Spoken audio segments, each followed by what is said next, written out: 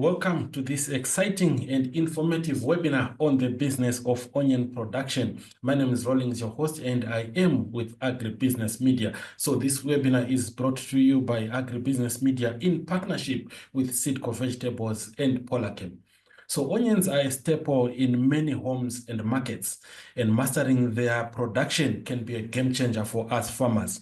Today, we will hear from industry experts who will share insights on different areas of production, that is variety selection, your planting. They will cover pest and disease control, soil health, as well as good agronomic practices. And as the saying goes, the best fertilizer for a farm is the farmer's knowledge. So let's gain valuable insights from our esteemed presenters today. So please do note that we are going to have a question and answer segment right after all the presenters have spoken. Without further ado, let me invite our first presentation. It is from Seedco Vegetables, and we are honored to have Brian and Lebrinsvander with us. They will be covering variety selection, planting, and good agronomic practices to ensure a successful onion harvest. I'm Brian Nyandoro, and I come from a department called Product Development for Seedco Vegetables Zimbabwe. And with me here is my colleague Labyrinth Banda, with a lot of experience when it comes to vegetables and fertilizers, as well as crop nutrition. He come from a department called Sales and Marketing, Seedco Vegetables. So as I am still on this slide, you might be seeing that 85 right at the top corner there. It's 85 years of Seedco, breeding seed, feeding the nation, as well as leading in Africa. So apart from onions, we have a diverse portfolio. We talk of tomatoes, butternuts, cabbages, lettuces, a lot of crop. I can just say in a nutshell, we provide all the seed when it comes to vegetables. Our varieties for Seedco are locally adapted because we do have our trial station where we do our trials for adaptability testing.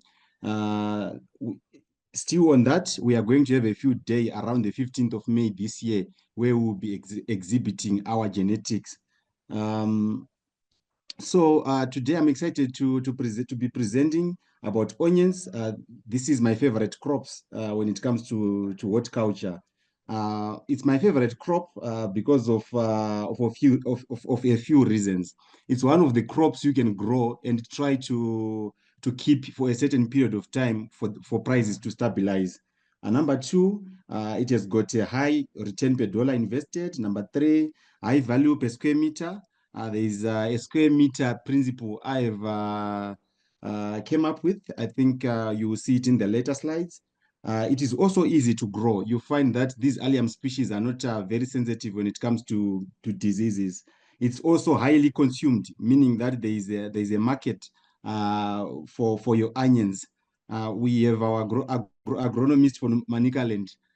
His name is Mtumenwe Mari. Always says that every mouth is a market. So in this presentation, we are going to equip our participants with the knowledge on uniqueness of horticulture, best vegetable production practices, as well as the key genetics for Seedco vegetables. Then back to the basics, looking at the vegetable production best practices, we always start with soil fertility and analysis. There is no blanket approach when it comes to nutrition management in horticulture. So soil analysis has to be done thoroughly so that farmers will use the results or the recommendations when they are doing their fertilizer programs.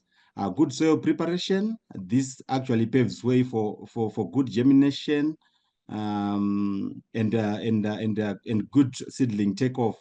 Quality seedling, of course, young, vigorous, and healthy, well-hardened seedlings when it comes to onions. Of course, onion is a crop you can decide whether to do direct seeding or transplanting. But the most common method in Zimbabwe is transplanting.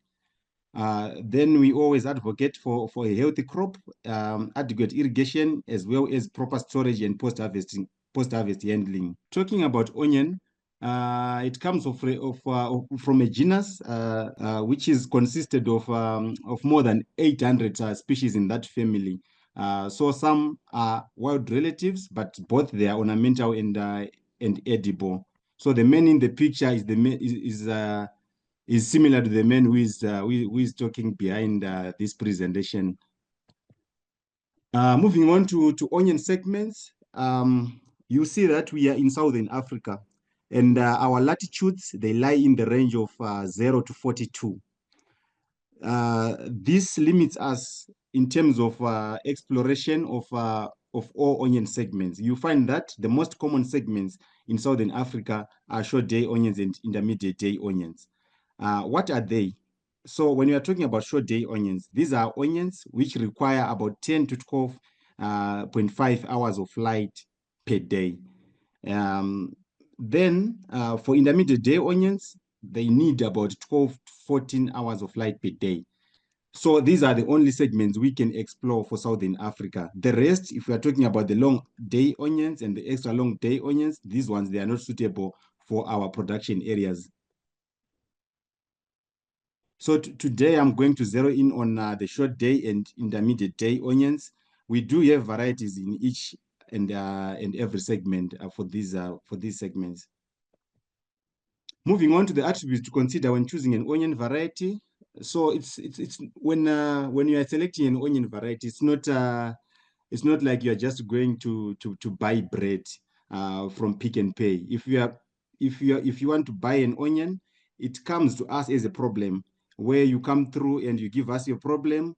You specify on the need of your market, on the need of you as a farmer to say, I need an onion with these attributes. I need this color, I need this flavor profile, I need this bulb shape, this bulb color, I need to be sowing or transplanting in this month, because onion is one of the crops that is very sensitive when it comes to these planting windows.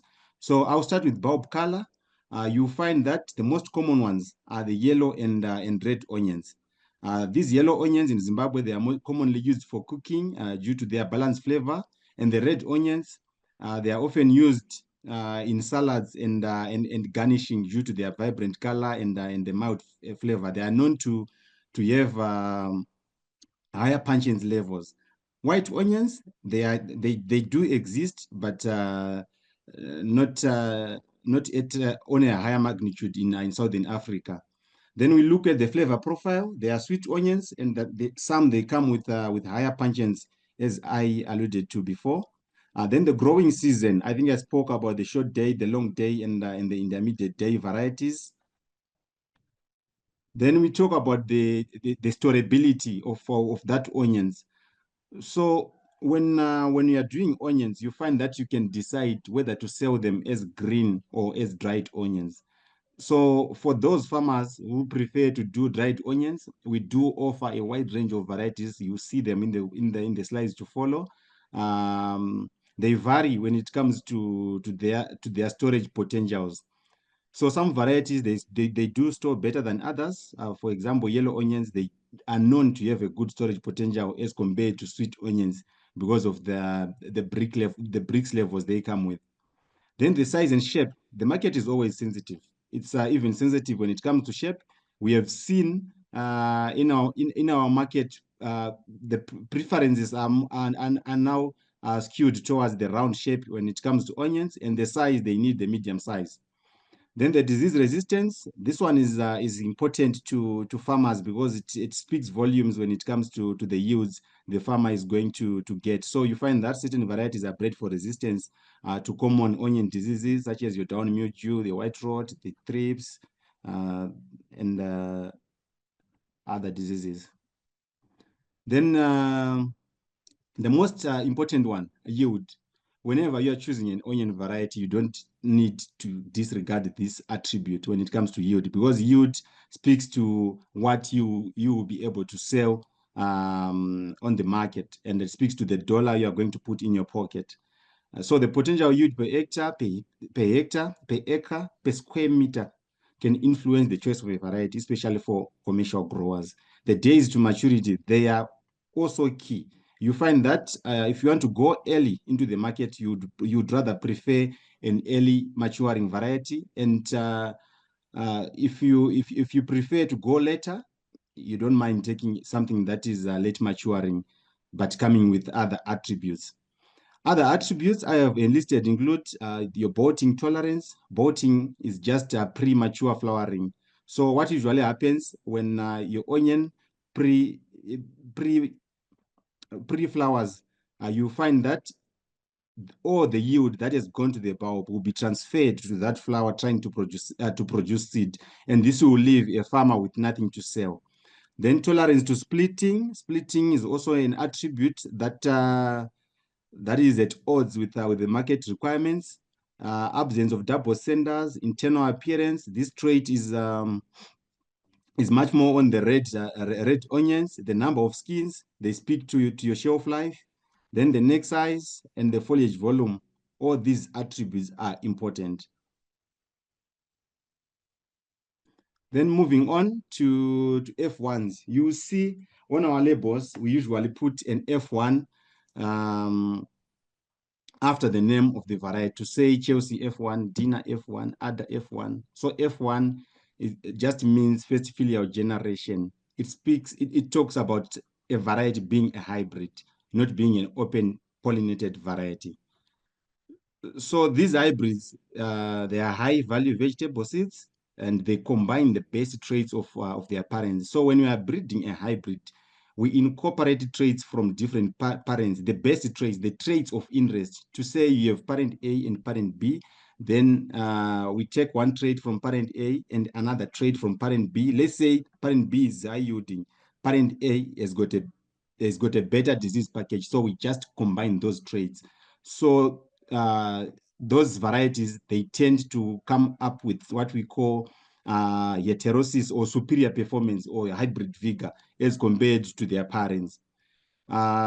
They are developed through controlled cross-pollination, unlike your OPVs. Your OPVs, you find that they are open pollinated, so pollination is not controlled. So you find to get greater diversity in OPVs. Then why seed co-hybrids? Our hybrids are known to be high yielding. They come up with a uniformity. When it comes to key traits, we talk of the size, the shape, and color, as well as maturity. The growth, vigor, this speaks to healthy crops. The pest and disease resistance, this will guarantee you of a clean crop. Improved quality when it comes to flavor, color, nutrition, and taste.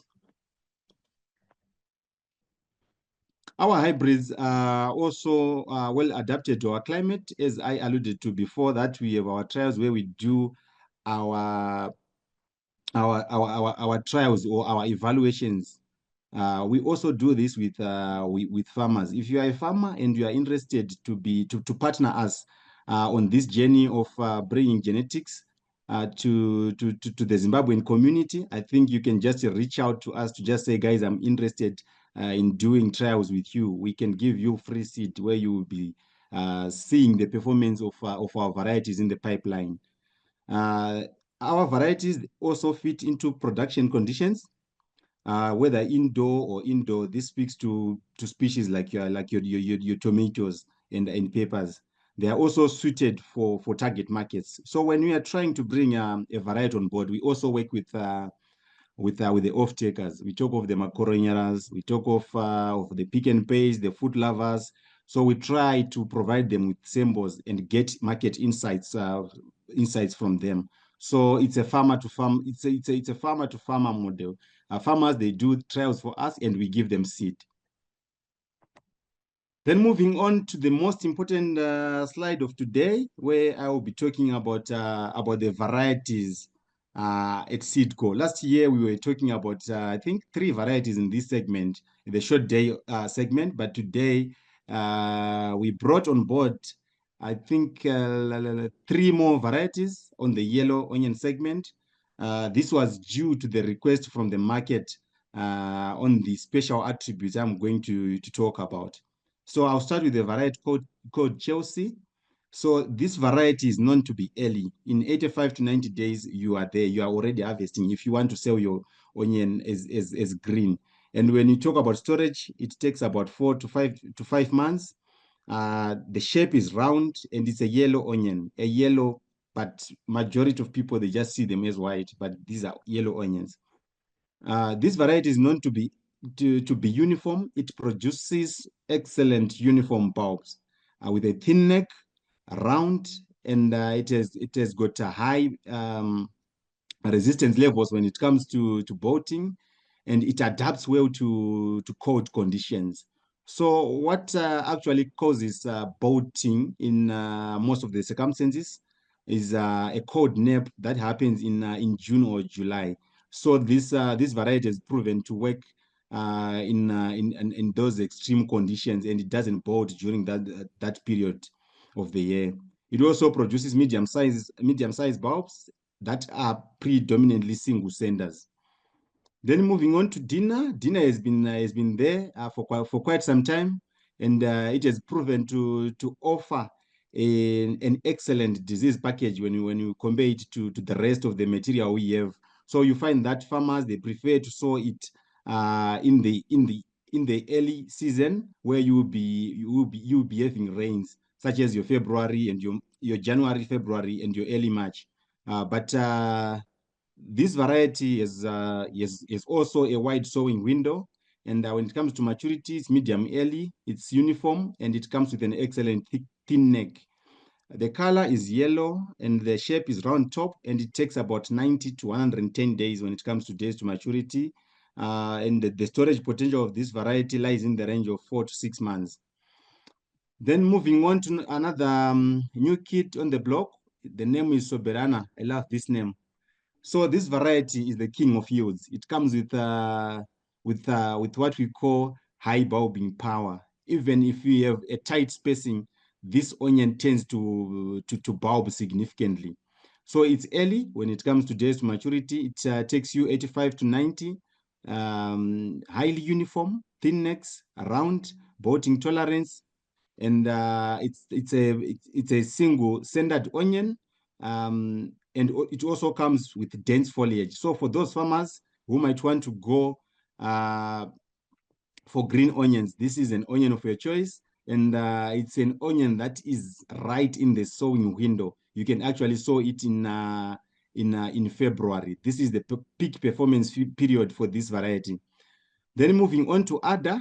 Ada is a variety that has been there for quite some time. You find some interesting attributes in this variety. It's ultra early, uniform, thin neck, and it responds well to nutrition, and it produces single senders. The color of this onion is yellow, and the shape is rounded tip, 90 to 110 days to maturity, and it will give you about 4 to 6 months in storage. Moving on to the last on the yellows, we have a variety called Komati. It's also a new variety that we commercialized this year. It's highly uniform, thin neck, round, and high bolting tolerance, high bulbing power, single senders, excellent skins. So it's a good variety for storage. And it's also strong when it comes to soil-borne diseases such as your pink root, and your pythium. Then moving on to another segment on the short day onions, we have a variety called Shani, the only one in this segment for the red onions.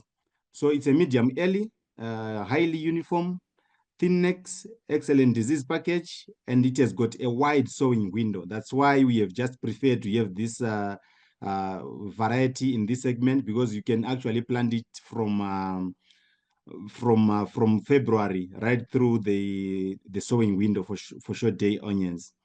It's red when it comes to color. Then the shape is rounded tip, and it takes about 90 to 110 days to maturity. It will give you a period of 4 to 6 months when you want to store it. I'm going to move on to another segment, which is our intermediate day onions. So in this segment, we have two varieties. The first one being Python. So Python is the first one in this slide, and it comes first when it comes to sowing. So you find that this variety, you can actually do your sowing end of October, stretching into November. And we also broad Camilla, which you can sow in December and early January. Python comes with uniform thin-necked bulbs that are round when it comes to shape, and it has got high bolting tolerance. It produces single senders. So it produces tough mount layered glossy dark ground to go with in the rain season. Then the exterior color is yellow. The shape is round, and the days to maturity is 90 to 110. The storage is 3 to 4 months. Then moving on to Camilla, it's early, highly uniform, thin neck, excellent disease package, and it's also strong against soil-borne diseases such as your pink root, and also storage challenges. We find that in storage, we usually encounter a disease called botrytis, and this variety has proven to be resilient to that condition. So the color is yellow and the shape is round. It will take about 90 to 110 days to maturity, and it will give you about 3 to 4 months in storage. So this was it on the varieties we have. Farmers, you can always come through to have a discussion.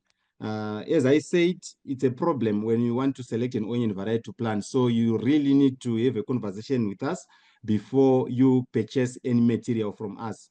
So from here onwards, I will leave my colleague Labyrinth to take over. Labyrinth, are you there? Yes, Brian, I'm here. I don't know if you're hearing me. I can hear you clearly. Do you want me to share from this So end? what I'll do is I'll ask you to continue sharing so that we don't pause for too long. And then I'll run through the next steps where we're going to talk of the cross margins, as well as a few fertilizer tips, irrigation tips, and pest and disease control. However, on pest and disease control, I would want viewers to also note that we have Polachem who are going to get into real details of which chemicals, when to apply it, how to apply it, and so on and so on. So when you look at onions, after all the excitement about the varieties, all we need to get at the end of the day is the profitability levels that you want to get. So you will notice on this slide, we are talking of 6,666 running meters. These running meters are talking of the bed area that you achieve in a hectare when you have got a 1.2 meter bed, and you also have a pathway of around 30 centimeters between your beds. That's the running meters that you get. So if you plant and you get 60 to 120 onions per square meter, a pocket of onions normally carries between 50 and 80 onions. That means you are getting, if you sell your pocket at entry level price, which is your $2.50, that is soon after harvest, we still achieve a gross income of around 16,000 a hectare. We've got a second scenario which occasionally visits farmers, especially when you want to be rewarded for the hard work that you continually do as farmers. You can get a price of up to $12 a pocket. I know the current market prices for onions, farmers are battling with prices of between $5 and $7 a pocket. But be rest assured, when we get into the March, April, we should be able to encroach very closely to the $9, $10 price effective. So you can get to the extremes of getting up to close to $80,000 a hectare, provided it's a bonus year for farmers. Next slide, Brian.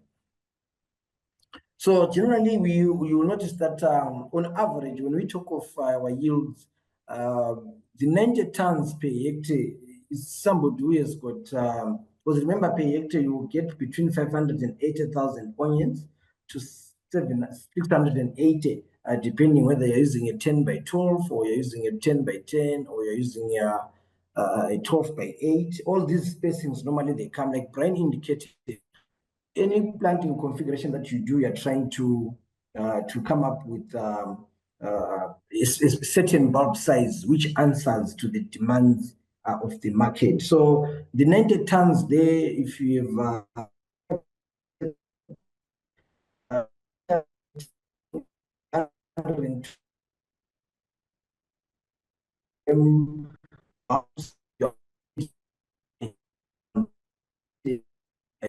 per hectare. So once you have a population which exceeds the 600,000 mark, achieving high yields is very easy on onions. So the cost, we're looking at about 6,500 per hectare. If you sell final count, looking at the $2.50 and at the extremes of around $8 a hectare, and you get in a pocket, you end up with about 50 cents per kg as an average price. So with onions properly done, properly stored, you should be able to get a gross income of about 38,000. That leaves you with a return per dollar invested of 125. So that really should motivate the available farmers to say, whatever you have done before and you have not done it well, let's take some few notes and learn to see what we can correct until we achieve these good numbers. So, like any other crop, you will notice that you want to do all the good agronomic practices, because it is the boxes that we tick correctly that will ensure that the good genetics that Brian was sharing is achieved, and it is achieved with ease. Let's get the land preparation done right. Do the conventional, which is your reaping or plowing, depending with the available equipment and also the history of the lands and also the soil type. Let's allow crops to get deep rooted. Eventually, with onions, remember I was talking of a spacing of 10 by 10, 10 by 12. We will need a final tilt which is clod free. We don't want a land with clods, because even at transplanting, you'll notice that your transplanting team may end up just leaving the onions without really placing them nicely, especially if the ground is hard. So you want a fine tilt which is achieved by using the clod breakers like your rotavators. And also, if you have a loamy soil, in terms of your choice of soil, obviously you will not have issues to do with the clods. So land prep, that's one box that you want to tick correctly, done early, done on time, and done thoroughly. So whilst you are also dealing with any crop, you want to make sure you choose your field way in advance. So we don't expect farmers to be trying to scratch their heads now to say, which field can I plant onions now? That should be in rotation, whether annually or as you start the year, you should be able to tell which field is going to come in with onions. You want to avoid cells that have been with the disease crop or a diseased crop of onions within the 5 years, because most of these pathogens like your pink rot, your botrytis, they really stay in the soil. So you want to make sure you rotate your cells effectively. Use materials like your sunny hemp to just clean your fields, just to make them revitalize. It's an important practice to get it right with onions. You also want soils where you can manage your water well. Don't want waterlogging. That's a problem. You also want to avoid, following crops where probably you were issues to do with nematodes. So you want to avoid that as well. Sometimes you also want to avoid crops like maize, especially when you have used herbicides that are not compatible with onion production, where they will have residual effects. Next slide, Brian. So soil preparation, like we said, that just demonstrate how the roots go. Next slide. Like this, we have already mentioned that you want to plow your lanes, reap your lanes. That's very critical so that you get a good seed bed and avoid compacted soils. So now the level of soil type you have, it is going to influence how you do onions, and also the scale that you do onions. It's also going to be influenced by to what extent are you able to prepare your land. So onions are generally planted either by direct drilling or they are transplanted. So the moment we increase our hectareages, we then want to use precision planters, and these precision planters, they want to achieve uniform running meters and so on, and they want to achieve certain uniform planting depth. And you really strictly need very good soils for that purpose. Sandy loamy soils, that's what you want. Very heavy clays, they may give you problems, especially trying to achieve very fine tooth. You end up having to overwork the land for you to get good germination. And also generally heavy soils, they will come with a slightly higher weed pressure because they retain weed seed longer. They remain more viable longer in heavier soils than in sandy soils.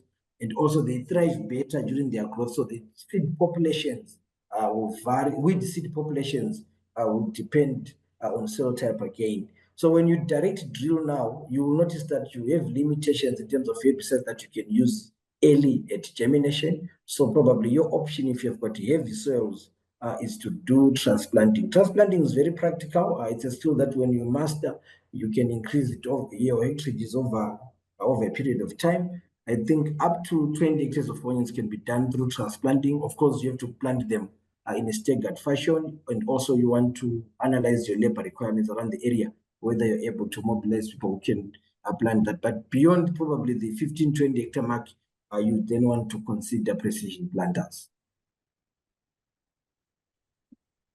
So just an illustration of what happens in terms of your plant population when you are direct sowing, and you then do very deep plantings. The moment you get to 5 centimeter depth, you start losing your yields at the magnitude of up to even 15 tons from a potential of 65 tons per hectare. So direct sowing, you have to take note that the machine that is being used is really precise, and you test it over a small area before using it over a big area. Yeah, this is just an illustration. It's very easy to achieve calibrations in the planter. You need about 600 to 800,000 plants per hectare. So you will not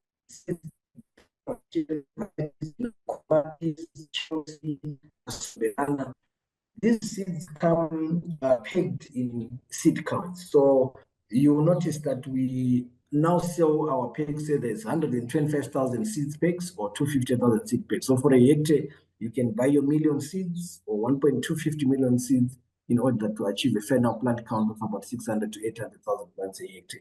That would be equal to about 4 kgs to 6 kgs a hectare. Now, transplanting allows you to maneuver where planters then find it to be a bit difficult to do. You will notice that currently we are today's date is what is the 20th of February. That means we are all ready for varieties like Soberana, varieties like Komati. We should be doing our seedbeds now. Our sowing window actually starts in February, as early as the last week, sometimes of January. But to practically get into the fields with the rains, that can make it very difficult. But you can raise a nursery, which you can then later transplant. Onions, what they will do, an interesting fact about how onions develop, they start recording their days to maturity from the day you do the seedbed. So when you do your seedbed starting the 20th of February, like today, where we are, your sowing date starts counting at the date of germination, which will be 7 days from the 20th. And when you then transplant even 5 weeks later or 6 weeks later, the seedling that you take to the field already carries a message to say, I'm 5 weeks old. So it just continues from there. So it's an advantage to transplant, and you can also do it over a controlled area where you can put in shade nets to avoid damage to your seedlings by rains. Once conditions settle, you can then move into a bigger field. So the nursery, it should be a site which is well drained, fertile, so that you get pencil thickness seedlings. Well, that's what gives you survival of seedlings in the field. I've seen farmers mistakenly doing very congested seed beds. That's a very wrong practice. It only leaves you with weaker seedlings. It also gets the seedlings burning each other in the nursery. Let's use the correct rates of seedbed area versus seed. 1,250,000 seed peg should be planted on 50 to 60 square meters. So you want to make sure that 1 kg of seed should fit on at least 60 square meters. If you make it even more, the better. You can push it up to even 80 square meters, because you can then achieve a thick seedling, which is pencil thick. And when you take them to the field, within just 7 days of transplanting, they're taking off because they've already that vigor with them from the seedling. So it's very important to make sure that we don't congest our seedlings. Then in terms of varieties also, ensure that you use F1 varieties like Brian was saying. It helps because these varieties come treated so that you don't have seedbed diseases. Secondly, we only send to the market material which we are sure of its germination percentage, its vigor abilities, so you start from a good template. Okay, so once we get to the field, also one aspect we may want to discuss is the irrigation of onions. Onions will require between 350 to 500 millimeters of water per growing season. Of course, this will vary with the efficiency of the system you're using. Are you using drip? Are you using rain pipes? Are you using sprinklers? Are you using aquamaster sprinklers? We're using microjets, but the most appropriate irrigation system should be able to uniformly distribute water to your onion crop. Remember, we said you plant them at a spacing of 10 by 10, 10 by 12, 12 by 8, 15 by 8. So that means we have onion on every square area that we have in the field. So you want your water also to access every square area. So I personally recommend systems that are overhead based because they then get you that uniform distribution in terms of water.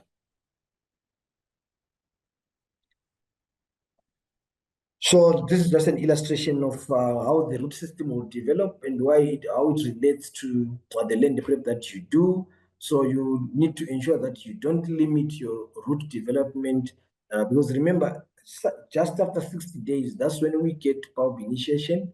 So the root system will just maximize itself so that it meets the requirements of the developing bulb and also that ability to deliver the 90 tons that we were talking about earlier on. Now, the fertilization programs for onion, I think this is one critical area that you want to take note of. You want to use appropriate and correct fertilizers. This will influence the ability of any variety to be able to be stored.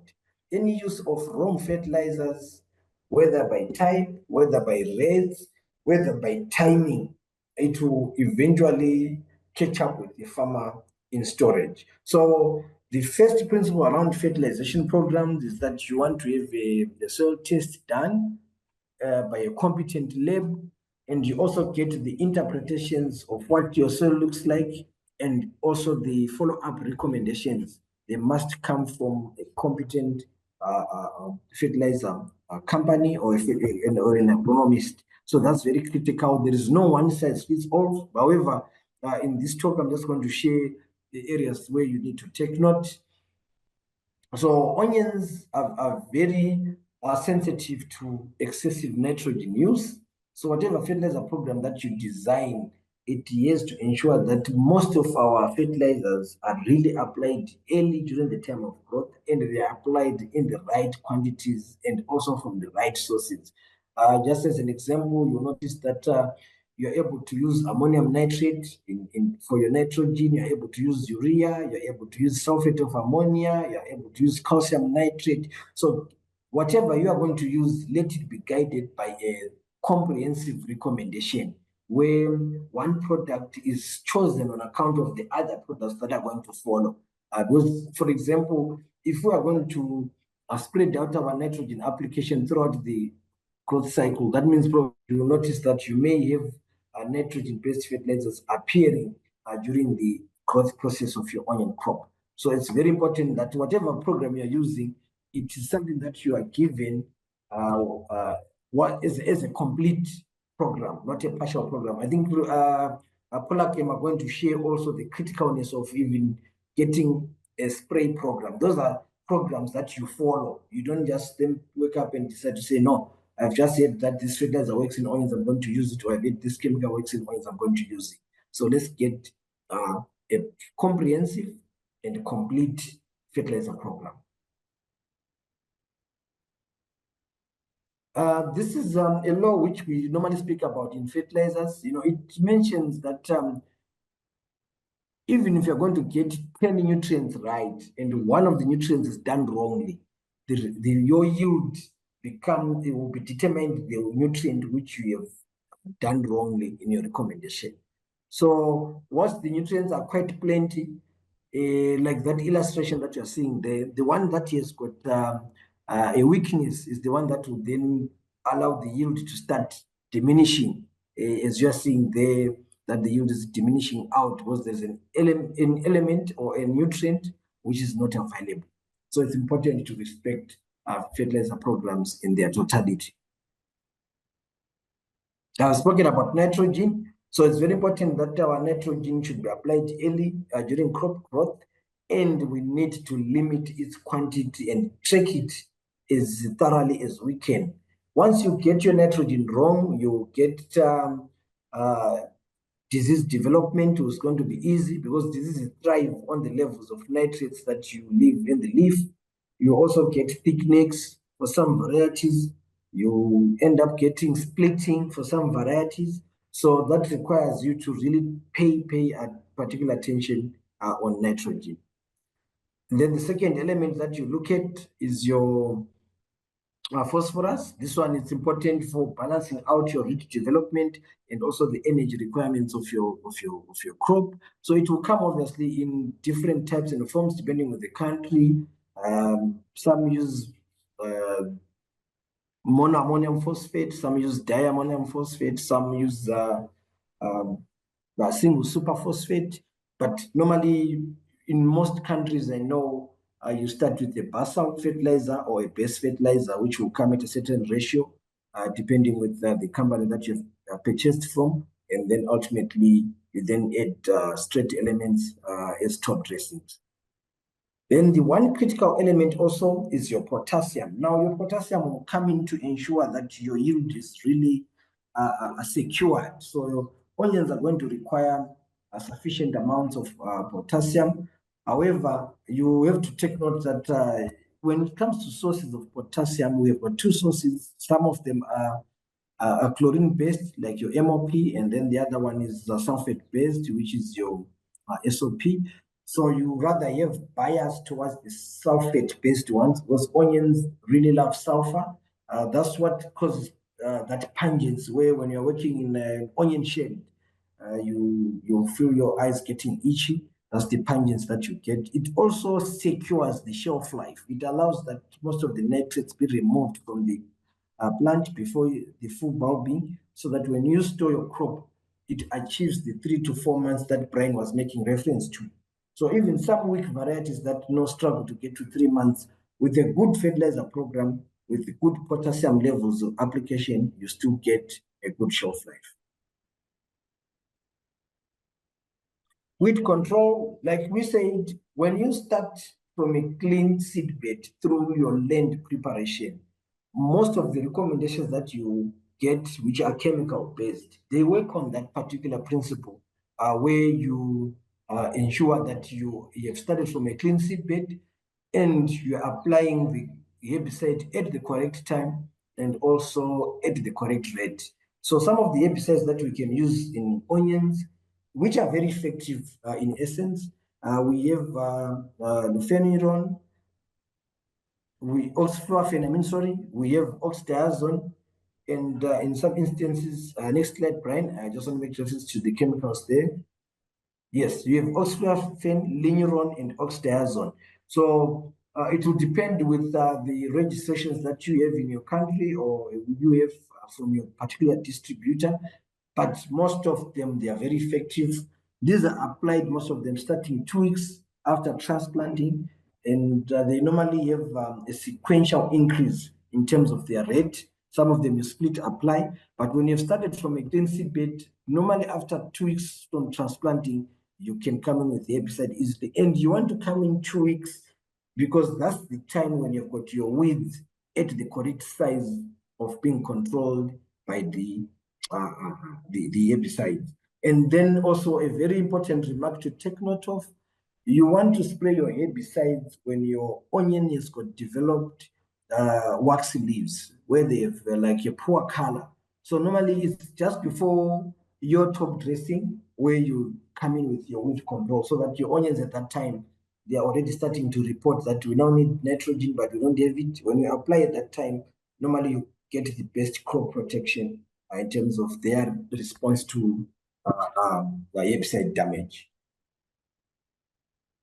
Diseases, I'm not going to draw much on them so that I give people like him a chance to get into detail, but these are some of the diseases that you have. In their spray program, obviously, they're going to address them in full. Next slide, Brian. Yeah, these are just the diseases. I'm sure those who have grown onions before, the moment your field starts looking like that previous slide there, all the worries will start visiting you. But this can be prevented by a good fertilizer program and also by a good spray program where you even respect the spray volumes. I know most chemicals are quite potent and they control most of these diseases. However, as farmers, we sometimes fail to follow the rates. Okay, bolting. Now, this is a condition where when we pick a wrong variety, bolting is when onions start flowering in the field. This occurs when you expose them to cold exposure, especially during their bulb initiation and expansion. So normally when you talk to us and you're choosing any of our Seedco varieties, you will notice that you will really be interested to know when you really want to plant in terms of your seedbed and when you want to go to the fields, because we have to escape certain deaths. Locally here in Zim, we normally avoid the month of April as your sowing death. As you're transplanting dates, I mean, you can do seedbeds in April, but you want to avoid getting into the field in April. Most of the places, normally when you do that, except the warmer areas, most of the cool areas, when you get into the field with your onions, if you transplant in April, you normally experience quite extensive bolting. Even for the tolerant varieties, sometimes you start forcing them to get a message to say, start flowering now. And then again, using excessive nitrogen, because that splitting, again, this one's nutrients and water. So how irrigation affects your bulb quality. When you withdraw water, whether by getting challenges to do the irrigation or you're applying limited water, you automatically limit the nutrients that you are driving in.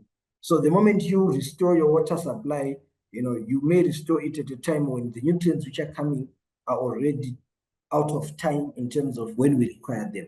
So it's important that when we start top dressing our crop, we start fertilizing our crop, let's irrigate them effectively so that we don't get stages like the ups and downs in terms of your soil moisture levels. Okay, next slide, Brian. Harvesting. So after the whole path of looking after a crop, normally we start harvesting when 50% of our tops are still green, but they have fallen off the crop. That is when you're harvesting for fresh market. When you are harvesting for storage, you can allow the process to continue. I think you should withdraw your water at about 70%. It can, depending with the variety, how uniform it looks like, you can withdraw your water even at about 65% neck fall. All the other bulbs will follow until their full maturity, and then you get your tops drying out. And then at a certain just critical moisture level in the soil that allows you to pull off, depending on soil type, you then pull them off to allow them to dry. I think there's a slide which just gives you a protocol which you can look at, cutting water, taking note of the 80% neck fall, and upon pulling, how you stack them in rows where the leaves cover the bulb so that you allow them to continue developing that golden skin color. Don't allow your bulbs to be really on direct sunlight. You will notice that when we talk of cut-off dates in terms of transplanting onions, we are trying to look for those last 2 to 3 weeks where your rains have not kicked in, but you have pulled out your onions and it's drying out in the field. So it's important to really leave those 3 weeks blank at the end of the maturity of the crop so that you allow yourself to harvest without introducing post-harvest losses. Once your onions are dry, you then cut off the leaves and then you bulk them depending with your whether you're going to the market right away or you're bulking them. If you can get some bulking bins, which are obviously well ventilated, if you can design them from a fencing net material like your fences and so on, that would be most ideal so that you only pocket them when you are going to the market. If you are confident that you're not going to store them for too long, you can pocket them in your market pockets as soon as you're coming out of the field, but there has been a tendency to repack when you start getting your orders to the market. So it's important that you make a decision whether you're packing them directly from there or you want to put them bulk and then pocket them as you get to the market. Okay, so onions is a very important crop. I think you saw the kinds of monies that you are trying to make there. So you can visit our website to go through our products. You can also visit our online shop. Thank you so much, Lebrinth and Brian, for such an insightful presentation. And it's clear that choosing the right variety and following best practices can significantly impact productivity. Thanks again, Brian. Next up, we have Polakem Rudo, who is going to guide us through weed, pest, and disease control, as well as soil health management. And these are key factors in producing high-quality onions. Please go for it, Rudo. I want to thank you very much for giving Polakem such an opportunity to be part of this very important discussion. I am Rudo from Polakem Investment. I've been with this company for the past 8 years, and I'm the technical advisor. My major area of interest is small-scale farmers. Right, I want to start on the diseases on onion production. Well, what is very critical, I want to concur with my friends, Sibanda and Brian. What you want probably as the farmer is to do your yield estimation initially, maybe just at the beginning of the project. You want to do your yield estimation and say, okay, fine, if you want 15 tons per hectare, then you go for it. But of course, that speaks, of course, as well to the variety that you want to grow, and of course your target yield. But in doing so, these varieties are they are tolerant to some diseases. They're not resistant. They are quite tolerant, which means they are affected. They get still affected by diseases and pest. So you need to be very mindful of that. And what I do with my farmers, my small scale farmers and some commercial farmers, we do a checklist of diseases, the likely disease that you are going to be experiencing during the subsistence of the season. What are the problems, the major problems, the key major problems? For instance, here, I'm not going to be cosmetic about diseases in onion production. I'm just going to be talking about the key diseases that farmers need to watch out for. Right, first of which is the pepper blotch. This is how it appears. You can actually see the brown lesions on those leaves. It is caused by an organism called, it's a fungus which is called Alternaria pori. And you can actually tell from the symptoms that it's purple colored. It's got some purple colored centers on the older leaves. That is a sign, not a sign, but a symptom of purple blotch. People normally do some confusion there, because if you have a wrong identity in terms of identifying the disease, it becomes very complicated, or maybe you would come with a wrong intervention. So the proper ID of the disease is very critical. So that's your pepper blotch. If you're not very sure, it is very important for you to consult with us, with agronomists, just to verify whether that is your pepper blotch. Because if you actually come with the wrong intervention, then you're not doing any good. If anything, you're actually sinking more cost. Right. I want to go to the control. How do we manage a pepper blotch?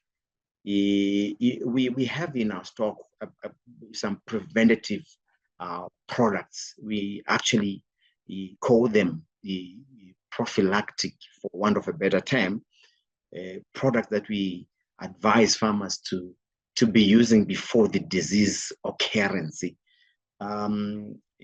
What we are saying in a nutshell, we are saying that you'd want to kill the spores before they land, or when just as they land on the leaf, just to kill them. We don't want those spores to actually penetrate into the leaf tissue. and which are those preventative chemicals or fungicides that we are advising farmers to use. We have mycogard. This is this is what chlorothalonil. It's 720. Please note, a lot of farmers, there's 500 and there's 720. This is a 720 formulation, and you need high rates of 2 liters per hectare. These are very critical. You need to look at this. But if you look, like in the brackets, they have put a knapsack rate. There's a lot of confusion around this, and I believe someday in future we might have a conversation, a very strong conversation on how do we convert these dosage rates or application rates per hectare to per knapsack rate. There's a lot of misinformation, disinformation that is coming from probably, I would say, agronomists. It suffice to say that the rates that are on our labels, they are actually speaking to the commercial farmers. Those guys who are using 1,000 liters of water. The levels are not very friendly to small scale farmers, and hence the need for us then to calculate rates, to calculate those rates down to knapsack rates, to knapsack rates. And there's been like a simple proportion, which is quite incorrect. So probably I would speak to agribusiness so that we have another conversation on that.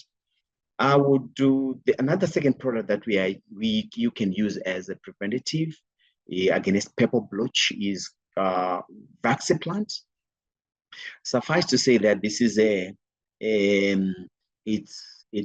controls your pepper blotch not by killing the spores. What it does, it gets into the system and primes the crop to fight, because you're actually priming the crop to fight against the pepper blotch infection.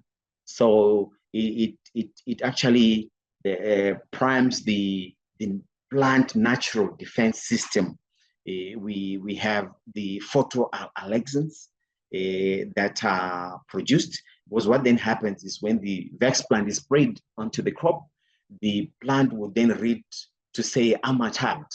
Then what it does, then it then coordinates and generates all these photoalexins to fight against that infection, just like our COVID vaccine. So this is our mirror of COVID vaccine that we have formulated, we've actually created or manufactured in the plant kingdom.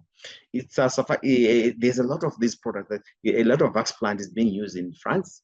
I've been very fortunate enough to be in France, to be with farmers there. They are using a lot of this Vaxiplant in their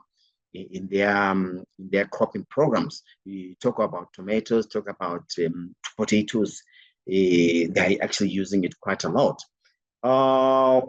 In terms of application of this Vaxiplant, what it is basically doing is you come in, say today, today with your Vaxiplant, then you come again after 10 days. You keep on repriming the crop so that it keeps on producing its own natural defense system. It is a systemic, and it gets into the system within about 1 to 2 hours. This is a must-have for every other horticultural crop that you can think of or that you're growing. You need to have this. On a knapsack rate, we're talking about 50 mils.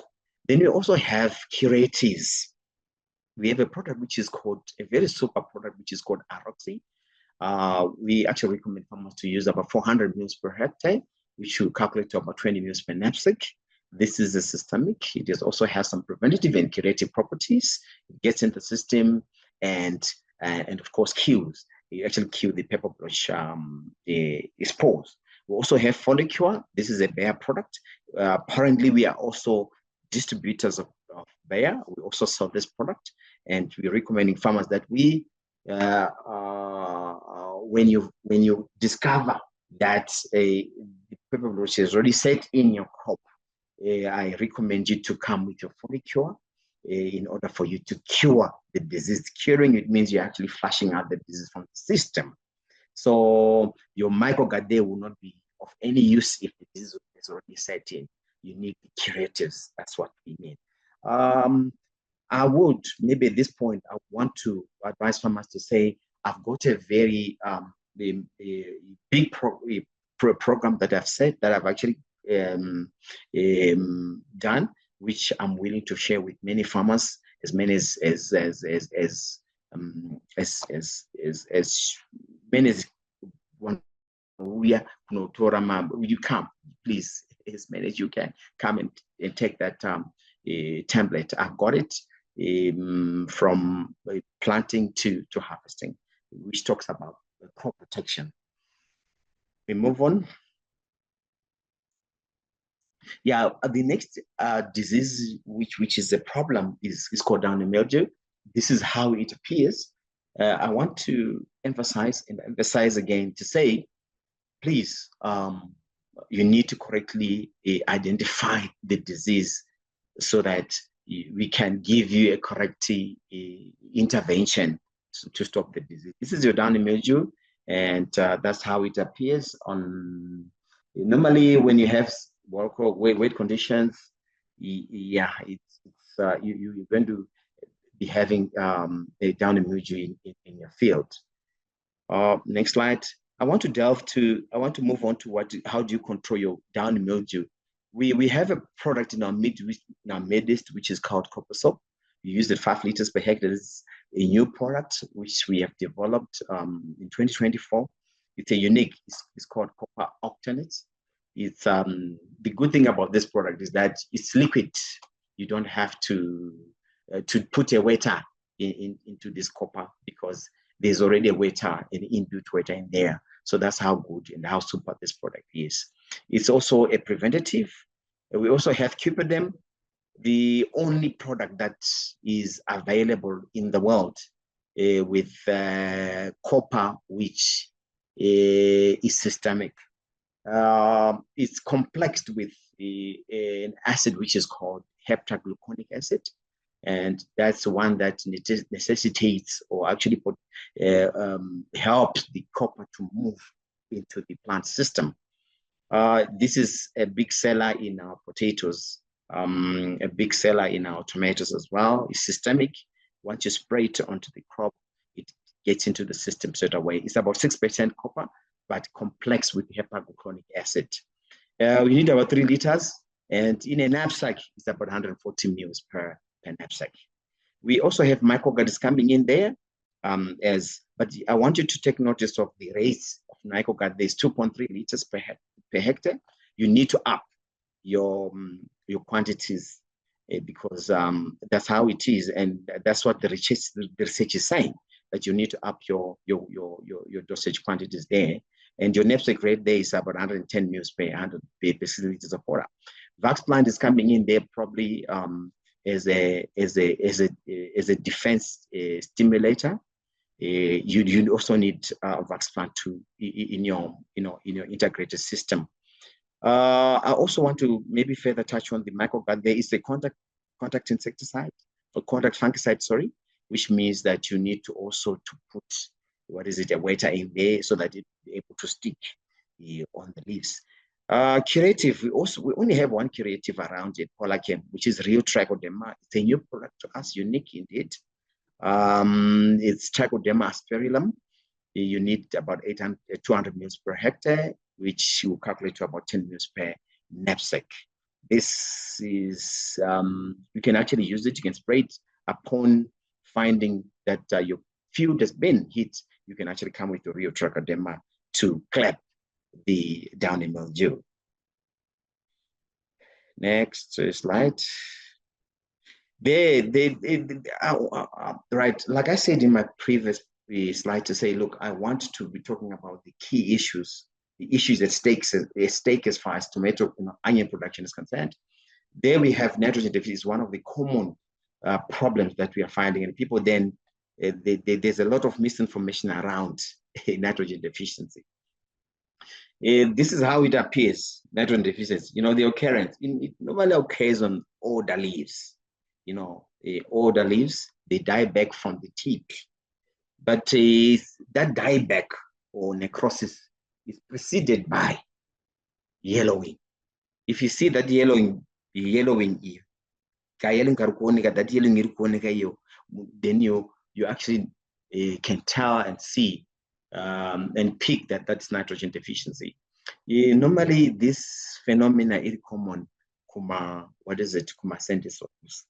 I think my fellow member Simanda talked about leaching. Nitrogen is highly leachable, and wow, you don't need much, because what then if you go overboard in terms of what's required, the standard requirement for nitrogen application, you're bound to have a luxuriant leaf growth at the expense of the tuber. This is true that tuber, like I said the day. But so you need to be very mean with the nitrogen application and also be observant just to see how your crop is faring in the field. So that's how nitrogen deficiency occurs. Normally, this creeps in. Normally, you have nitrogen deficiency where there are poor conditions of poor drainage conditions, maybe low temperatures. Normally you have low temperatures in a very wet season. That's where you like to have a lot of nitrogen deficiency. Next slide. And maybe kind of population is much population. Your plant population is actually high, then you're gonna have the probability of you getting nitrogen deficiency is very, very high. We also have another phenomena, which is potassium deficiency. It behaves the same, but now the difference, I talk nitrogen, there is this yellowing that comes, the leaves turn yellow, and there's that dieback from the tips. But this one, I know that yellowing now.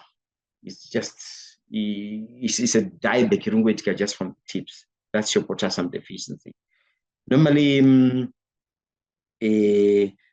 this one, potassium by nature is highly leachable. It just goes it flows with water. That's the nature of potassium. So normally you have potassium deficiencies from sandy soils, and also maybe to some extent my heavy soils, or you might have that phenomena. But one thing I've also discovered is that people are who confuse potassium deficiency with other phenomena, like with other diseases. Definitely we'll discuss about it as we move on during our discussion. We can go to the next slide. The remediate potassium, potassium deficiency. At Polachem, we're actually privileged to be having a unique product which is called metallized potassium. This is a product that we developed from the United States of America. It is complex with amino acids, and is designed for fall application to supplement potassium levels in the plant. 3 applications are enough. You can do 2 or 3 applications are enough at a liter per hectare. Next slide. That's the major thing there. This is the reason why I'm here. Thrips. Thrips is a major thing, that a lot of farmers have been hit by thrips. But I'll tell you, thrips have become so dangerous. Why? It's not just the damage that they cause per plant, but it's just more to do with it has become a conduit, a viral transmission. There's a new virus that is in Zimbabwe right now, which is called yellow spot virus. It's been caused by thrips, and people have mistaken that for potassium deficiency. Yeah, and this happening. So what happens now if you open, normally thrips, they all want to hide tight places. This is where they want to reside, tight places or tight positions. If you open just at the heart of the onion, you actually be able to see some. Normally we see immature thrip stages there. You actually see them. They come out during the night. They are nocturnal. They come out during the night and feed. They cause what they call silver streaks. You see some silver streaks that is due to the rasping effect. Thrips, that's how they feed. They scrape the surface of the leaf, and that's creating those white streaks. So what then happens? It causes what you call standard growth, and it causes what you call standard growth. It also reduces your bulb size, and most importantly, I've talked about the transmission of this new virus in onions. It's new. You actually, I saw it last year. I saw it in the fields there. I also saw it right in I've got a research center here. I also discovered that we were attacked by that disease indeed. Okay, next slide. How do we control thrips in polychem? We recommend those four. The Bandit. Bandit is one of our flagship products that is very good at clapping thrip. They have Bandit 350 SC at 225 mils per hectare, 11 mils per knapsack. Then this is very important for us to know, to understand the profile of the product. If you come visit make a visit to our offices here, we'll be in a position to expound further, to further explain these products, so that you get a very clear understanding of what they are. Bandit is one of it's systemic by nature. It dissolves well in water quickly, and it claps your thrip big time within a short space of time. But it is also very important to note that it has got a very long residual period, which means it will take quite some time before it's flushed out the system, and whilst it will be controlling the aphids. So it's a good residual period there. Also a blockade there, which is one of the products which we are also recommending. Apparently, I need to confess to you to say, nothing, if you go on blockade label, there's nothing written about onion. But from my experience and research, it's one of the flagship products that has been used in the United States of America. It's an off-label recommendation at 2 liters per hectare. You need to use it. Just one application is enough, because the post-harvest interval of this blockade is about 35 days. So you need about 2 liters per hectare. It helps. It's systemic. It gets in the system and it claps the thrips. Cartep, I'm not going to belabor you on this one. We also have another product which is called Bionim. This is a very good insect growth regulator. It actually regulates the growth of insects. We want it in the system all the time. It actually disturbs the growth of our thrips. So you need to have it. The good thing about it as well is you can abuse it. It doesn't have any resistance because it's just a tree extract. So you're good to abuse it anytime. You can come with it probably on a 2-week interval without limitations. So it's a flagship product that I would advise farmers to take on board. Something that is helping us quite a lot in tutor production, in tutor management. It's also helping us whitefly because it's quite broad spectrum in nature. Next. Right. This is how the symptoms of thrips look like. Yeah, that white strips that are coming. Yeah, you can actually see these the white reeds, that's your my white flake side. Actually, it's a sign trip damage. Like I said, please, these are no innocent pests. I'll tell you, the bad thing about these trips is that they become vectors, virus, the yellow spots. It actually devastates the whole crop completely. I saw 2 hectares, the tomato last season, this yellow virus. So please, we need to be very firm in terms of our controlling thrips in our onion.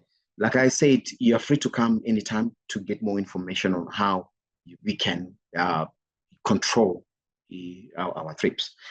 Then nutrition, well, I think Sibanda talked about nutrition. This is just a generic question. I'm not a nutritionist. Yes, I've got some whatever blah blah blah knowledge. I'm coming from ZFC. I'm coming from that background. But I thought to share 600 kg. But like I said, what is very important, the basis of all this is your soil nutrition report. You need to have your soil analysis, get your soil tested, and get to know what is lacking and get to know what is. But this is just a generic recommendation to say you need about 600 kg per hectare. If it is blend, you need about 500 kg per hectare. I've also noted that you and discovered that you also need a bit of gypsum in your soil. In every plant, every crop that you plant, you need to have in gypsum. Top dressing and there you are, broadcast 100 kgs. You don't need much. Simanda talked about it. You also have your MOP, which is I want to talk more about on this MOP. This is more of your yield maker. You know, it determines, speaks to your shelf life, like what he said.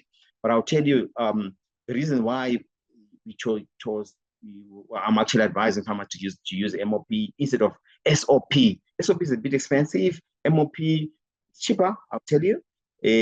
But yeah, your iron tolerance, a bit of chlorine levels in there. And like I said, potassium is quite it's reachable, and you need the dressing. I mean, to come probably 6 to 8 weeks after transplanting at 100 kgs per hectare. I normally do split application, 5, then I come again at 8, just split application of my MOP, but you stick to 100 kgs per hectare. Next. Yeah, nutrition just before transplanting. This is where I want to talk about. We've got a product which is called Mustard. This is a very good product, which we advise farmers to use, because why? It's a carrier of the NPKs, the trace elements, but more importantly, it's very rich in auxins and cytokinins. These are phytohormones which are very critical for root development. If you look at cytokinins, the auxins actually, they lengthen the stem cells, they stimulate the shoot growth, and they initiate root production. And this is what you basically want just when you do the transplanting of your onion crop. Then it has got the cytokinins there. The cytokinins are responsible for they do what they call cell division in the meristems. They regulate what they call root differentiation. Also, have a product which is called Trichosis. It's available at Polachem. They're very nominal price. This one, you can mix plant stat and Trichosis together. Apply it before you do your transplanting. Trichosis, it's a bio agent which actually enhances soil health. It has got an organism there called Trichoderma hasenium. One prime importance of this particular product is its solubilization and mineralization, and of course sequestration of plant nutrients. What happens now, there's fixation that happens because of pH levels, because of other conditions in the soil. So you can apply your phosphorus. No, I'm applying, go apply phosphorus. But I'm standing. Why? Any fixation because of mama factors. So now, when you bring in you introduce your trichosis in the system, you tanga kuita solubilize, kuti aita available to the plant system. So that's why we need this trichosis in the system. So you mix your plant start and your trichosis, you see root, kura shakanyanya, massive root development that you witness there, because root tanga root development. So we are addressing the issue here root by using plant start and of course. Right. How do I increase my the bulb size? At times, farmers, I'm trying to touch on the key points, the pain points in your production here. I want to emphasize.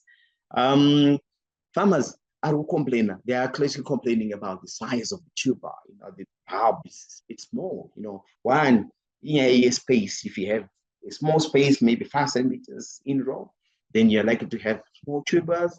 If you have a bigger space, you're gonna. But I'll tell you, there's another thing, another product that we have developed from Portugal, which helps the crop to increase to increase what they call, to increase, to actually increase the bulb size. The product is called Agronomic. This is a product which is complex with amino acids, vitamins. It's an amazing product. Iproduct kuti wakawanza unotoona kuti crop yako inogona kunoratidza ka weakness zvawanda. What it does, it actually mobilizes. You've got all the nutrition in the soil. So what it does is actually coming to mobilize all that nutrition kuendesa kwatinoti sink, from the source to the sink. Sink bulbs. So that's what happens. So we use quite a lot of this in our tomatoes and potatoes, and we've seen humongous big yields coming out of it. So this is a very good, important product that you use. Mistakes that farmers have made, I want to give an example. Chipinge, there's a farmer who uses potatoes. And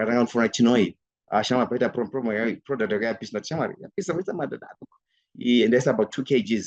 He was supposed to go on a kg, he went for 2 kg, and now the product the potato yakata very frail, yakata very weak. But I told him, look, don't worry, in about 4 days it will recover. It recovered. But please, with planting get exhausted, which my nutrients product. So you need, it's a must-have for every farmer. Normally we apply it towards the physiological maturity. This is where we actually apply it. I've got all this in my programs. You can move. Yeah, like I said, there it's a biostimulant which is formulated to enhance and standardize the onion bulb. It's a novel chemistry with amino acids, and of course we don't have spoken about this. And go ahead.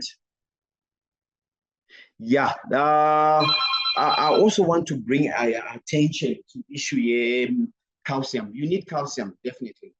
It's very important. We've actually come with it. We have actually applied. Remember when I was doing our best application, gypsum has got calcium. So you have it there. But the bad thing about, maybe the downside about that gypsum, it's not available right there. So you need some supplemental metallurgical calcium to come in the form of metallurgical. Metallurgical calcium, the reason why I'm actually focusing much on the metallurgical calcium is because it's a novel calcium formulation, which is the only systemic calcium available in the world. This is what the Americans are actually using. We are actually adopting the American technology, and I'm proud to say we have got it around in Zimbabwe. We've raised it in Zimbabwe, and a lot of farmers are actually using it. It gets in the system 1 hour.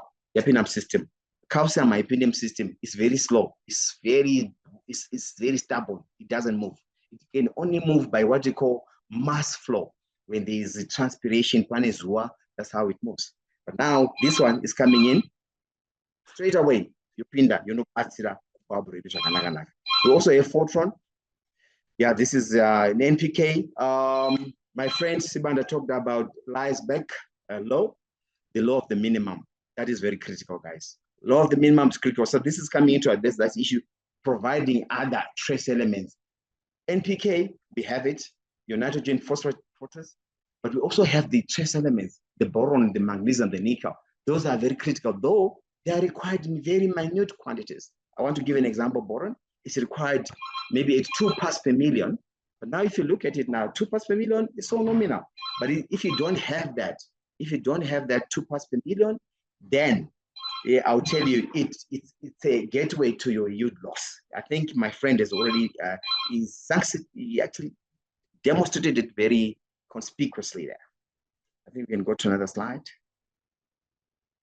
There, I've come to the end of my program. I told you I'm a farmer. Yeah, sure, I'm a farmer. I'm encouraging farmers there to diversify. Yes, today I'm speaking about onions. I'll tell you, if you come and buy 1,000 kgs for Agronomic, my boxes will be happy. I'll be given bonus, but I want to be honest with you, farmers. I'm also an onion farmer.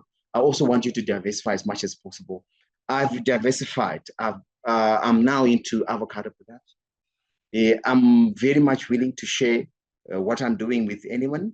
This is my avocado. It's about 2 years old now. It's 3 years, sorry, 3 years old now. They during the weekend, you can actually see these photos were taken on the 16th of February. I was there doing major operation spraying. And yeah, there I'm tired. I'm just sitting under my fruits, you know what I'm saying? So yeah, by May, I'll be going to the market. So I'll advise you farmers, please um, diversify, and diversify. Tree plantation is very good. Orchards are very good. I'm now doing my maybe 5 hectares, and there we are. We've got some problems there as well. But anyway, something that I thought maybe it would be good. It also encourages you guys. May God bless you. Maybe last slide. Do I have a last slide there? Last slide. Yes, that's my physical address. 100 Lighton Road. This is where we're located. This is where we are domiciled. 100 Lighton Road, Wakington. You can call me on that number 083 086 442 99877 or 0774 233 212. You can WhatsApp us on 073 6257 222. May the Lord bless you with the best harvest this season. All right. Many thanks, Rudolph, for such a wonderful presentation and for the valuable information on weed pest and disease management, as well as soil health. And as we know, a healthy crop starts with a healthy foundation, and your insights will surely help our farmers improve their yields. Now we are in the question and answer segment, and we have a number of questions that we have received from farmers. And to those who would want to send their questions, please do note that we have opened our chat so you can send through your questions so that our presenters will tackle them. Okay, so the first question that I have here is on direct seeding. The farmer says, what are the advantages of direct seeding? What are the disadvantages of direct seeding? I don't know if Lebrinth, if you can take that one. Thank you, Rollins. They said advantages or disadvantages of direct seeding. They said disadvantages. Or disadvantages. Okay.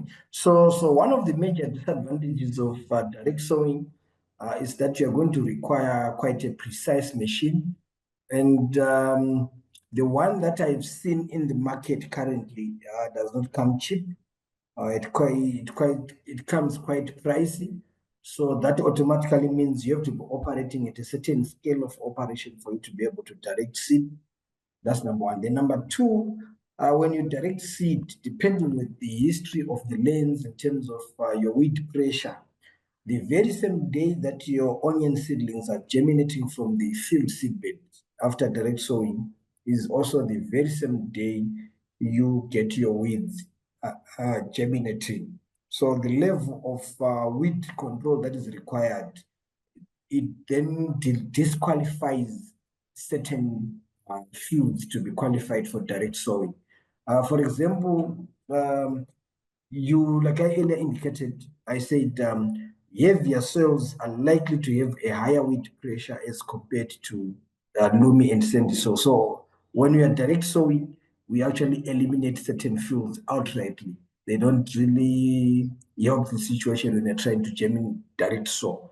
Unless if you've gone through the path of doing multiple land prep activities, say for example, if you're going to direct sow in March, for argument's sake, that field probably should have started being plowed, say in November, and then occasionally after weed emerges throughout the rain season, you would have been coming in whether with herbicides like your glyphosate to take out the weeds that would have germinated, or you would have come in with a disc harrow just to finally destroy those germinating weeds, maybe 3 times or so before you actually bring in the planter to come in and do direct sowing.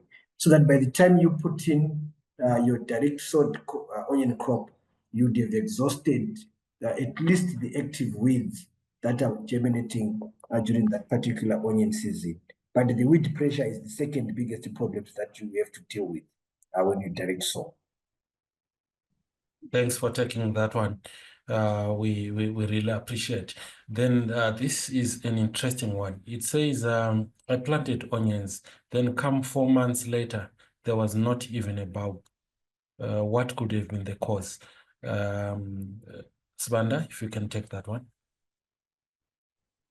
Okay. On the first part of Brian's presentation, he mentioned about the types of onions that we have, like your short day and the intermediate day onions. That whole talk speaks of what you call slotting, like onion slotting for specific varieties. If you put a variety out of slot, it will not bulb because it is not going to achieve the required day length hours that should then force the onion to bulb. So, for example, if you put an intermediate day onion variety in winter, it will not achieve the in excess of 12 hours that it requires for it to bulb initiate. So once it is out of slot, it is not going to bulb. So we have to really stick to the sowing window. If a variety is planted in January, February, March, if you are outside March, don't plant it outside March. If it's a variety is planted from February way up to April or May, once it's outside that slot, don't plant it outside the slot. But it's likely what the farmer is describing, that should have been probably an intermediate day planted out of slot. That's where you really get 000 bulbing it, or just get thickness and the onion does not bulb. Because what forces it to bulb is the day length hours. That's what creates a signal that you can now bulb. All right. Thanks for taking that one. Then this one is for Udo. It says, thrips seems to be a challenge for many farmers in my area. What is the best remedy? Sorry, I joined late. I know, Rudo, you covered that. Maybe if you can just... Yeah, well, just an abstract to that. Yeah, okay, yeah, sure, correct. If you're able to control thrips, then I'm sure we are done and dusted as far as successful onion production is concerned. I would not want to call other problems cosmetic, but I'll tell you that's the major thing. That's the major thing. Thrips, yeah, you can use bandit. I've recommended bandit. I've also recommended blockade. I've recommended catap. You've got catap. I've also recommended bianim. But like I said, for more details, the farmer is free to contact me, and maybe we can have a chat, a face-to-face chat here at Polaka. All right. Thanks, Rudo. And confirm, you said you have a spring program that you can share with the farmers if they visit. Correct. Yes, I've got a very good spraying program, I would say, because it's been used and it's been trialed and tested. It's good. It's quite waterproof. So yeah, it's available to anybody at no cost at all.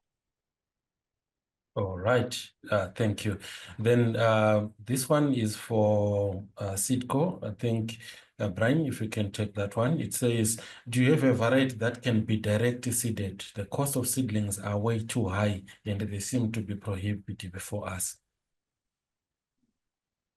Is direct seeding variety specific or any of your varieties? Labyrinth, I mean, you can check that one. Okay. When we talk of direct seeding, all varieties can be direct seeded in their correct slot. However, I think the part which I need to address in this particular question is that the farmer actually wants to buy seedlings, where we insist, like I know in our earlier presentations on tomato and so on, cabbages, we normally insist that farmers should leave the business of seedlings to seedling houses so that they concentrate on handling the crop at the field. But with onions, we encourage farmers to do their own seedlings. It's an exercise which is not complicated. It's just only 5 weeks for you looking after seedlings. And we have also developed very foolproof protocols where when you go and do your own seedlings, it will just be like counting 1, 2, 3, 4, 5. So the farmer should be willing to do the seedlings because of the numbers that we talk of when we talk of onions. Even at the smallest unit that you want to plant, say even 0.1 of a hectare, that's already probably close to 60,000 onions already. So if you're trying to buy those as the seedlings, definitely it's going to be costly. But then the good news is doing seedlings is not complicated, particularly the onion seedlings. Because what would you have simply done when you're doing onion seedlings? You have only direct seeded in a small area. Like, remember the square meters that I was talking about, your 50 to 80 square meters for 500 grams of seed. That's the area that you have direct seeded, and you can look after at least 50 square meters. Unlike somebody who has direct seeded 1 hectare who's trying to look after 10,000 square meters. So it's very practical to do seedlings because you have direct seeded only 50 to 80 square meters. That's what you'll be looking after. All right, thank you again. This one is for Udo. It says, how do I identify and manage nutrient deficiencies in onions? In other crops such as maize, it's easier. We just look at the leaf color. Does this also apply in onions? That's an interesting one, Rudo. Yeah, quite interesting. Thank you very much for the thought-provoking question. Let me say, with nitrogen is very conspicuous, very clear. You are able to see a yellow coloring or a yellow band, which is, maybe that, I'll say maybe a drying tip which is preceded by a yellow band. Unaona kama ka yellow karipo, so just after that a drying tip. That's how you can pick that's your nitrogen deficiency. When it comes to phosphorus, potassium, so the commons are there, the potassium deficiency, yes, there is a bit of yellowing that comes, but it's different from nitrogen. But there's that drying of the tip that comes with potassium deficiency as well. You can tell the difference between potassium deficiency and nitrogen deficiency. When it comes to zinc, yeah, there's some markings that we look at. Like I said, I think we need the whole day to educate you guys on how you can correctly identify these problems. But you can see some marking just after, just at the base of the onion, there will be some markings there.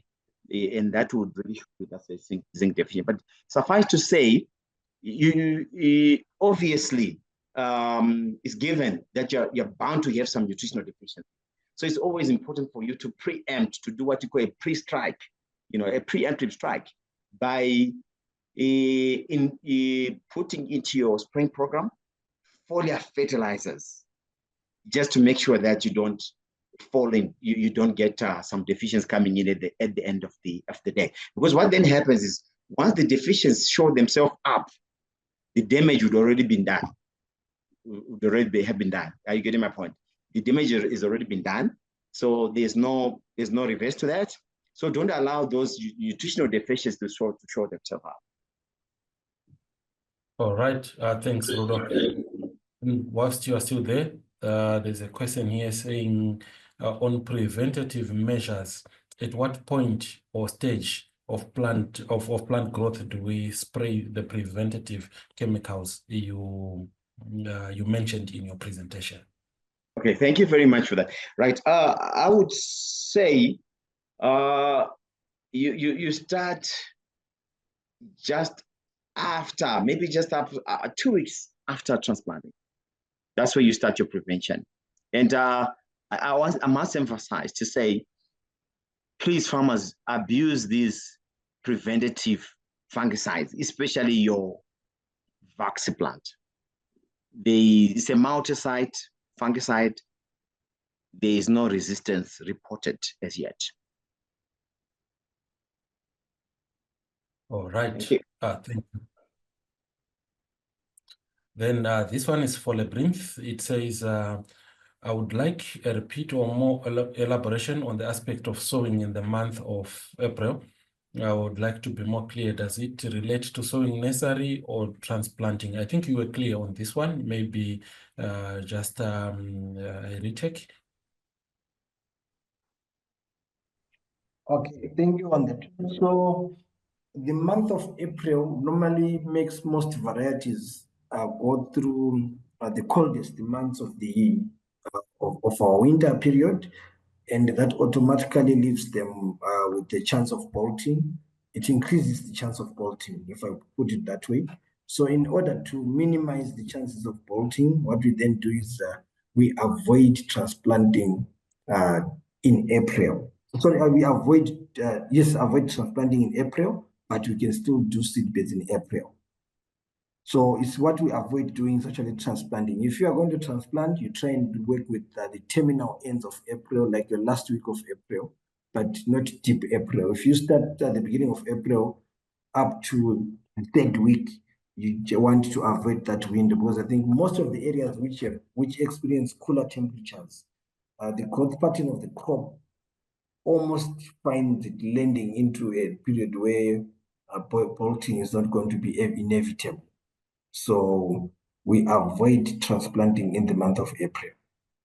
So we transplant February, March, and then we skip April, then we continue May and June.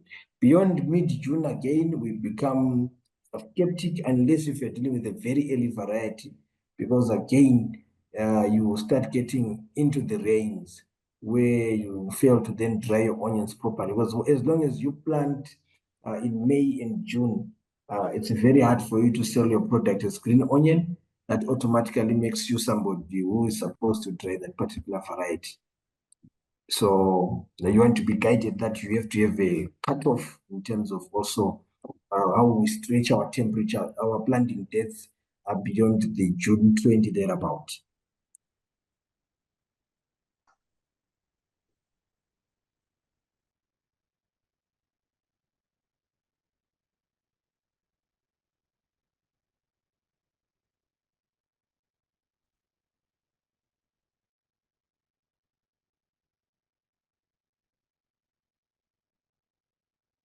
Okay, Rudo, this one is for you. It says, is cattle manure recommended in onions?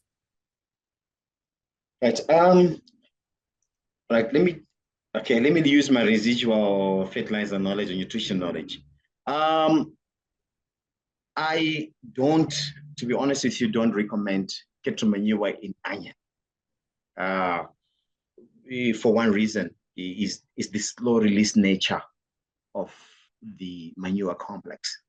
I mean, at what point does it release nitrogen? Because we're getting nitrogen, nitrogen from manure. And we are saying that nitrogen is the culprit at times for poor keeping quality and also for the luxuriant growth. So normally, more often than not, manure actually releases nitrogen later in the growth stage of the onion. So to shortly answer a short answer to that, I would not recommend that. All right, thank you. And whilst you're still there, there's another one related to soil health. It says, when do we apply basal fertilizer? Is it in seedbed only or on transplanting? We require fertilizer both in seedbed and in the field. I didn't cover the seedbed in production in terms of fertilizer application. I'm actually using my residual knowledge, but I would say we normally work with about 45 grams per square meter. When it comes to seed, that's what we work with. When it comes to the compound seed, but the top dressing part of it now, we're looking at about 35 grams per square meter. That's your AN application. In the lens, yes, we apply it before we do the transplanting. That's when you come with your kind of bend application, because you're not going to be using cap. You're going to be using a kind of a bend application right into the furrow where you're going to be planting your onion. All right, thank you. And this one says, Rodo, I need your help. Tips of my onions are wilting in the field. How best can you help me? I think, to be honest with you, to really point to a cause now is wilting. There are different wilts that happens. So what I would say, maybe the good thing would be, the good starting point would be, can the farmer kindly send or share a picture? If need be, if it's necessary, I would come there and have a look at my expense. I don't charge fuel. I don't charge lunch. I have my own lunch, so I'll come there and help the farmer right on the field. And I'm sure that there are different, factors. It could be issue of drainage. We're receiving incessant rains. When there is no oxygen, there's that water that comes in. It could be bacterial or it could be fungal. So we don't know. You know what I'm saying? So I really need to have some pictures for me to be able to help. All right. Then the next one says, I think this will be all right. We'll take two questions. This one says, I'm very much interested in your spray program. Kindly share your address. Where do we find you? I think they missed your last slide. Right. It's okay. Yeah. Like I said, I wanted to say my spray program is quite comprehensive, right? I'm currently helping a commercial farmer who's doing 4 hectares every month of onion right now. He's using that spray program and it's actually working for him. So what I'm saying is to say, we have found, maybe in terms of where we are domiciled, where we are stationed, 100 Lighton Road. Kana mchenda Rugare Road here, mchenda Rugare kuya. Panonzi pa check line pa opposite kune total. Hamberi pacho.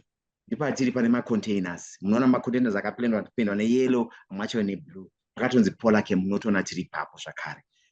Pa email yangu, you can, pa WhatsApp, my WhatsApp 073-6257-222. Ana 2 unokwanisa kuti hai ipapo ndivyo ndakupa good, comprehensive and conclusive spring program for you.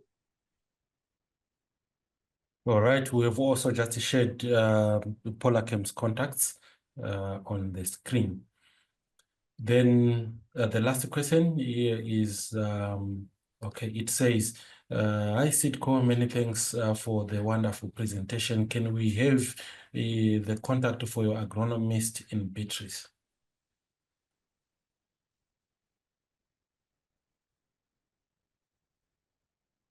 Leblinth, if you can take that one. Probably did not have a slide with all the contacts with the agronomist, but I'll start with my contact so that I can share the other agronomists around the country. So mine is, my name is Swanda, and my contact is 0774 664 068. So 0774 664 068. The number is on WhatsApp and also on calls. I think that one, yeah, you're flighted that one. Perfect. Then for Beatrice area, which is Mash East, we have Francis Mapindani. And Francis' number, let me see if I can type it in on the chat. But his number is 0778 138 897. So that's Francis there. And if you are in the Midlands, we have got Bright. He will also equally assist you there. And Bright's contact, again, I'm going to type it on the comments section there. You can see it's the 0777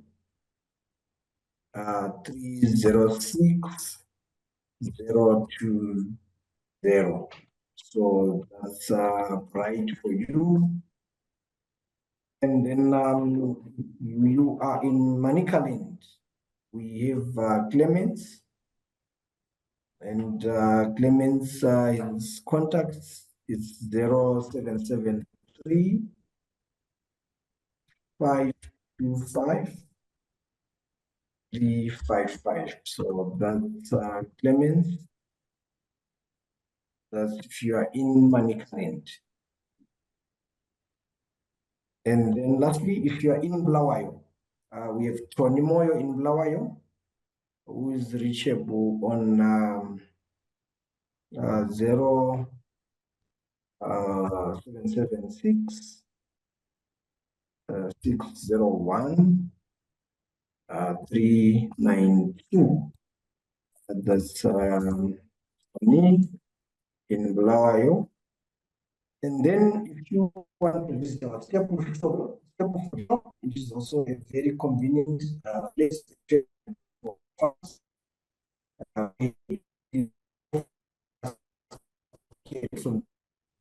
You reach out to Rufaro on 0782 474 360.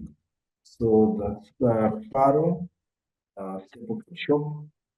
And any of these contacts, definitely they will direct you to the right person close to you so that you get the right assistance and you get the bumper harvest, which we all really promise from our genetics, which we have carefully selected. I mean, you have seen the volume of varieties that we have, all to address your unique needs, whether you want to plant early, whether you want to dry, whether you want to sell as fresh, all that is specifically for you, our farmers.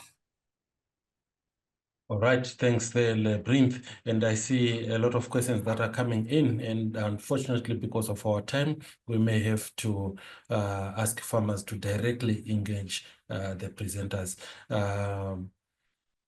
So before we conclude, I would like to invite both our presenters to share their final words of wisdom with our farmers. We start off with Rudo Chinoi. Any parting shot?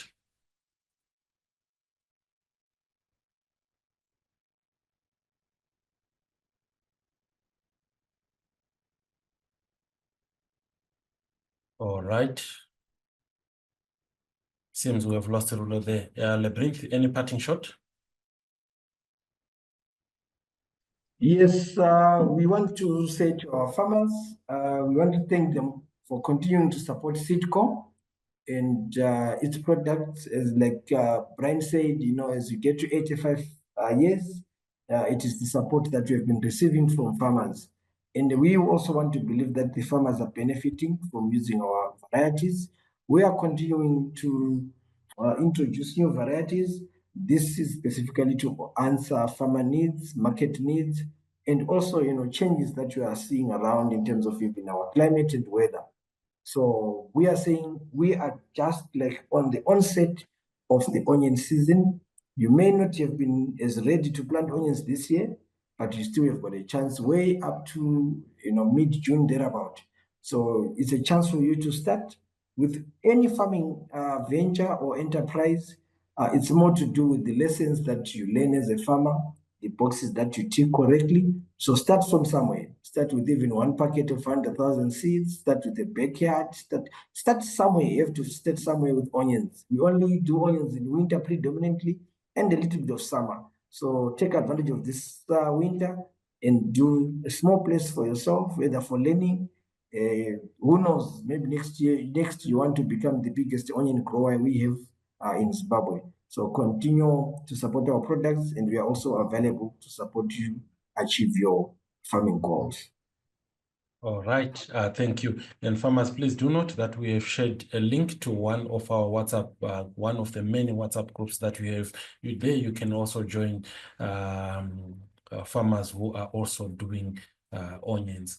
Rudo, just checking if you are back online, if you have any parting shot before we end the meeting. Yeah, I was saying, I just want to thank our dear farmers for the time you have committed to this training session. I would want to say knowledge is power, and without knowledge, you can never be successful. I'm very keen to help farmers in any way possible. We are seeing the numbers going up for us as Polachem, and we're quite grateful for the support you guys are giving to us. I believe in an acronym we say team. You know, team together, everyone achieves more.